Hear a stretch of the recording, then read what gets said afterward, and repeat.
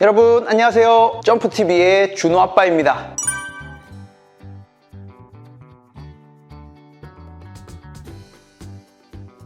준호와 제가 본격적으로 유튜브를 시작한 지 3개월이 다 되어갑니다. 그동안 많은 컨텐츠들을 업로드했는데요. 어떤 영상들이 가장 조회수가 많이 나오나를 살펴봤더니 줄넘기 기초, 줄넘기 잘하는 법, 이러한 영상들이 조회수가 가장 많이 나왔더라고요. 그렇다는 것은 그러한 정보들을 필요로 하시는 분들이 많다는 뜻이겠죠. 준호가 기능은 뛰어나지만 아직 나이가 어리고 설명이 서툽니다. 자막으로 대체하긴 하지만 한계가 있고요. 그래서 이번에는 제가 직접 줄넘기 기초, 줄넘기 잘하는 법에 대해서 자세하게 설명드리고 정리해보는 시간을 한번 가져볼까 합니다. 많은 분들에게 도움이 되셨으면 좋겠고요.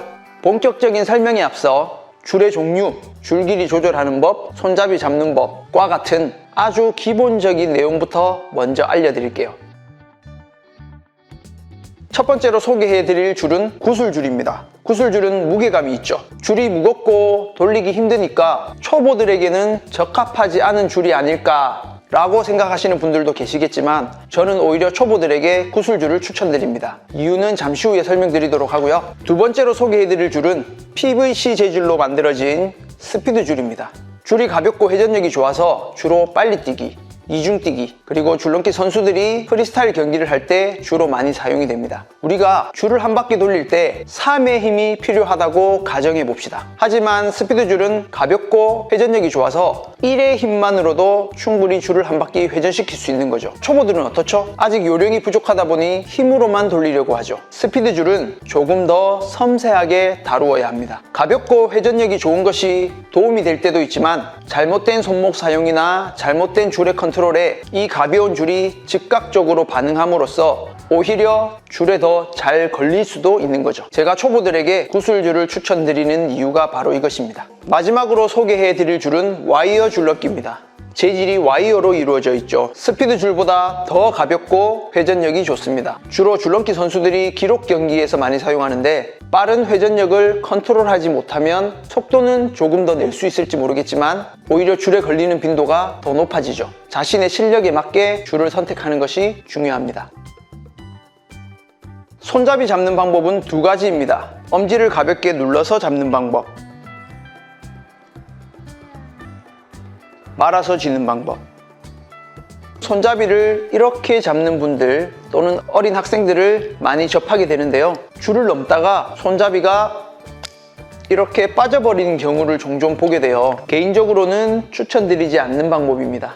손잡이 잡는 위치를 뒤쪽에 잡는 것이 좋으냐 앞쪽에 잡는 것이 좋으냐에 대해서 설명을 드리겠습니다. 줄넘기를 전문적으로 배우시는 분이라면 뒤쪽을 잡으시겠죠. 손을 크로스해서 줄을 넘는 또는 줄을 돌리는 크로스 기술을 많이 사용하기 때문이죠. 손잡이 뒤쪽을 잡으면 가볍게 크로스를 해도 손잡이가 좌우에 위치하기 때문에 줄이 돌아갈 수 있죠. 하지만 손잡이 앞쪽을 잡으면 팔을 더 많이 크로스해야 돼서 불편함이 있습니다. 여러분은 어떤가요? 그냥 앞으로 넘기만 하실 거라면 손잡이 잡는 위치는 아무 상관이 없습니다. 오히려 뒤쪽보다는 조금 앞쪽을 잡으시는 게 팔의 부담을 줄이고 더 편하게 줄을 넘을 수 있습니다.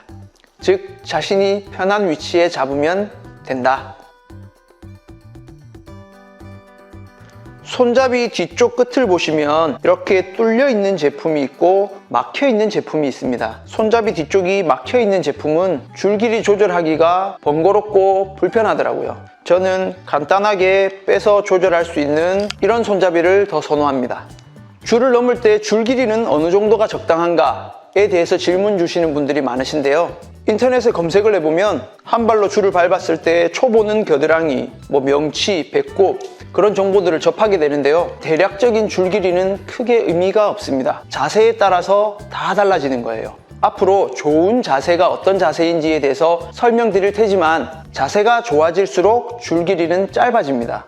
줄 길이가 짧을수록 돌리는데 힘도 적게 들고 컨트롤도 쉽죠. 극단적인 예이긴 하지만 4m 정도 되는 줄을 돌린다고 가정해 봅시다. 돌리기도 힘들 뿐더러 컨트롤하기는 더더욱 어렵겠죠. 이렇게 말씀하시는 분이 계세요. 이렇게 뛰든 저렇게 뛰든 자기 편한 대로 뛰면 된다. 결국 줄넘기 잘하는 사람이 잘하는 거다. 운동선수들은 대부분 줄넘기를 잘하죠. 축구선수도 줄넘기를 하고 농구선수도 줄넘기를 하고 배구선수들도 하루에 2단 뛰기, 3단 뛰기를 몇백 개씩 한다고 합니다. 그런 분들은 기본적으로 체력이 좋으시죠. 하지만 일반인들은 그러한 운동선수만큼 신체적인 능력이 좋지 못하기 때문에 힘을 많이 낭비하는 자세로 뛰게 되면 오랫동안 줄넘기를 하기 힘들겠죠. 힘 낭비를 최소한으로 하고 줄에 잘 걸리지 않기 위해서 줄넘기 자세를 만들어 나가야 하는 겁니다.